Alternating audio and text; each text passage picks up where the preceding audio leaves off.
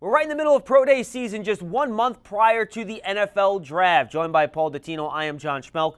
The Miami Hurricanes had their Pro Day, and they had a lot of impressive showings, and it starts with Jaelan Phillips. Paul, Jaelan Phillips is a player that has everything you want in terms of not just tape, not just production, but also the measurables.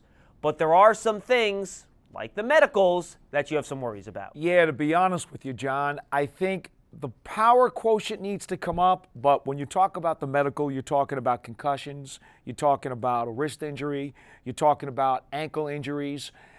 This guy is so technique sound and has all of the tools in the toolbox that if those other things weren't there, I think he would be for sure a top 10 pick. A 4.56 40-yard dash, a 7-second three-cone drill, measured in at 6'5", 260 pounds. He has everything you want. He was a big-time high school recruit as well, so he checks all those boxes. Then you have Gregory Rousseau. This guy is a monster of a man, Paul. 6'6", 260, an 83-inch wingspan. That's almost the wingspan of a 7-footer. Usually that's how you figure out wingspan based on height. But just a 4.72 40-yard dash and a 7.5-second three-cone. Yeah, the other measurable that I think people would like to see him pick up on is the power quotient. But basically, if you go down the list, his numbers rival JPP's. Very, very close. And we had heard that comparison before the Pro Day. Well, remember, the other problem here is that he's a raw player. Only had 1 full year with the Hurricanes. And so his toolbox is kind of a one-trick pony thing. He's going to need to develop a whole new repertoire as he gets to the NFL. He relied a lot on length in college. Played inside and outside, by the way. A lot of that 15.5 sack production from 2 years ago. He opted out in 2020, came from rushing inside. So something to keep an eye on moving forward. He also played wide receiver in high school, by the way. So he's also new to the defensive line position. Let's go to the other side of the ball, a tight end, Brevin Jordan, 6'2", 247, 4'6", 940, likely to go off the board in the middle rounds. Yeah, for me, he's an H-back, John. He's not an inline standard tight end. He's more of an H-back and a receiving threat. Now, one thing he said during his pro day to the media is that if he's matched up against the linebacker, he's going to win 9 out of 10 times. And the time he doesn't win, it's because he cramped. All right, let's move on to the North Carolina Pro Day, guys. Start with the running back position. They have a pair of running backs that are going to go probably on day 2 of this draft. NFL Network's Steve Smith had a chance to talk to those two guys after their Pro Day about what they bring to the field. I feel like I'm a dynamic player, someone who's going to carry themselves the right way on and off the field, someone who brings energy to the game, and someone who loves to win and hates to lose even more.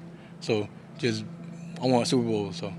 Yeah, like he said, I feel like I second that. All-around player, just somebody that's going to compete, don't want to lose, hate losing. So, yeah, just whatever team draft me, just know they're going to get a complete player that's going to go hard every day. Javonte Williams and Michael Carter, two guys that should be gone on day 2 of the draft. Williams checked in at 5'9", 212 pounds. He's more of your grinder between the tackles. Just had a 4.58 40-yard dash, but he has great contact balance and can break tackles. Then you have Michael Carter, Paul, just 5'7" and 201, but he's a guy you might see on the field on third downs. Good as a receiver. He ran a 4.56 40 and a 6.83 cone drill. Yes, I think both running backs are productive. The issue here, to be frank with you, is pass protection for both of them. They both have a high motor. They will both run it downhill. They both have some quicks and can actually do some things in the short field to make people miss. But pass protection is going to be an issue because if you're going to get on the field in the NFL, you better help out your quarterback. Especially for a guy like Carter who could be a third down back, something he's going to have to be good at, no question about it. Let's go outside and wide receiver. Dami Brown, Paul, 2 straight seasons, and this is not with a small sample size now, averaged over 20 yards per catch. This guy is a big play machine, and he showed out at his pro day a 4.46 40-yard dash. Yeah, that speed number really helped him, I'm sure, because his production was already good, and now you want to question, okay, will the numbers match? And they did. The one thing that concerns me a little bit about him are his drops. He had a few of those last year, and I know he'd like to cut down on those. The thing is, he's always so anxious to make the big play that he loses his focus just a little bit.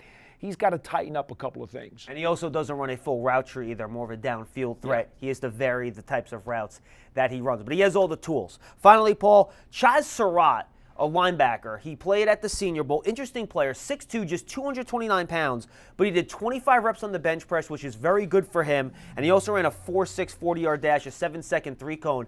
A former quarterback that moved to middle linebacker. Yeah, the notes I had on him, a solid all-around player, and he's very consistent. And I think that's what makes him less of a risk for whoever takes him, because his floor is going to be very high. I had also wrote down the 25 reps on the bench. Very strong, in the 80th percentile. So this guy understands physicality. Probably a 3rd or 4th round pick for I could see Surratt that. on draft day. For Paul Dottino, I'm John Schmeelk. That's the latest look at the pro days going around in the country.